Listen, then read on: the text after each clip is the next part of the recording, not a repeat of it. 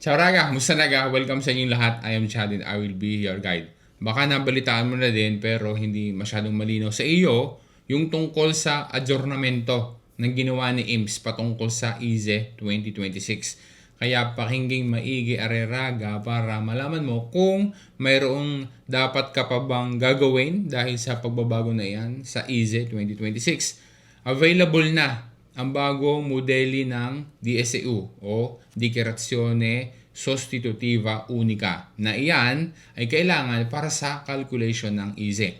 Alam natin na ang IZE ay kailangan at ang pangunahing basihan para sa mga financial support o mga bonus na ibinibigay ng gobyerno. Ang ginawang update ni IMS para sa IZE 2026 ay alinsunod doon sa Dekreto numero 3 del 2 Marzo 2026 ng Ministerio del Lavoro na pinagtibay kasabay ng Ministerio del Economia e delle Finanze with reference doon sa changes na nakapaloob sa Legge di Bilancio ng 2026. Sinabi naman ni IMS sa kanilang inilabas na mesadyo numero 799 noong March 6, ang mga pagbabago sa IZE, specifically para sa mga prestazioni familiari at inklusione na siyang ginagamit para sa assegno di inclusione, supporto per la formazione e il lavoro, sa assegno unico per figli a carico, sa bonus asilo nido at sa bonus nuovi nati.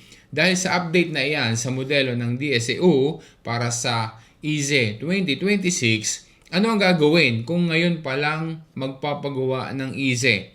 So, ang mangyayari ay ganun pa din, same procedure. At si IMS na ang bahalang mag-compute ng IZE. Sila na ang mag-a-adjust base doon sa bagong model ng DSU.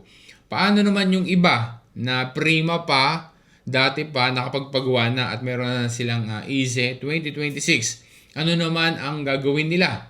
Ang sabi ni IMS, automatic nang mag-a-adjust at mag-a-update ang lahat ng mga IZE 2026 na nagawa na. Ibig sabihin, kung nakapagpagawa ka na ng IZE 2026, wala kang dapat na gagawin pa dahil automatic nang ma-update ang iyong IZE 2026. Ang gagawin mo na lang ay i-check yung iyong IZE kung yan ba ay nagkaroon ng pagbabago. Kung bumabaga yan o tumaas. Pero most likely ay parehas pa din. Pero maigi na personal na ma-verify mo din. Kagaya nung sa amin, chinek ko ay walang pagbabago. Parehas pa din. Pwede mong i-check yan sa sito ni IMS o kaya naman ay humingi ka ng assistance sa patronato just in case na doon ka nagpagawa sa kanila ng iyong IZE 2026. Uulitin lang natin, most likely parehas pa din at mababa lang ang possibility na nagkaroon ng changes doon sa iyong IZE base doon sa mga changes na sinunod ni IMS para sa bagong modelo DSCU. Yun raga, sana naging malino sa iyo at nakatulong sa iyo ang pinag-usapan natin na information sa video na ito. Maraming salamat sa panonood mo. Once again, this is Chad and always remember, Chad will guide. Grazie raga, alla prossima!